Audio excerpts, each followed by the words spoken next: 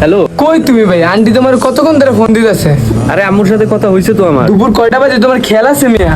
আরে রাস্তায় আমার বন্ধু আছে না সোহাগ, ওর সাথে দেখা হয়ে গেছিল।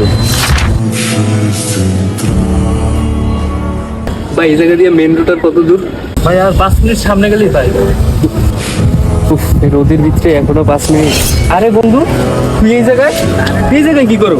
কতদিন পর তোর লগে দেখা বন্ধু। মনে আছে স্কুলে আগে বাড়ির কাজ দিলে তুই একদিনও করে নিতি না, আমি একদিন তোর বাড়ির কাজ করে দিয়েছিলাম। আরে তারপর মনে আছে স্কুল কেমনে পলাইতে হয়? তুই তো আমার শিখাইছিলি, মনে নাই?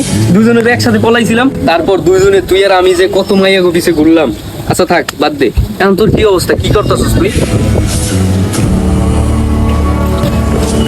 এই তো বন্ধু চেষ্টা করতেছ। কিসের চেষ্টা? এই তো বন্ধু একটা চাকরির চেষ্টা করতেছ। ওই সময় যদি তোদের মতো একটু পড়াশোনা করতাম, একটু, তাহলে আমার হয়তো এই দিনটা দেখা লাগতো না রে। আচ্ছা বাদ দে, তুই এখন কি করতেছ?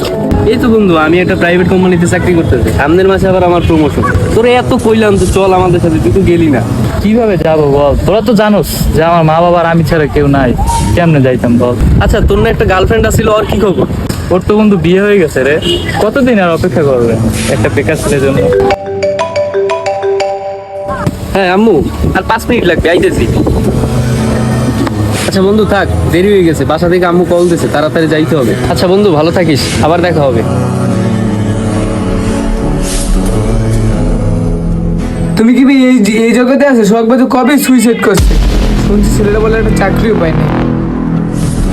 হ্যালো হ্যালো মেহেদি ভাই, হ্যালো।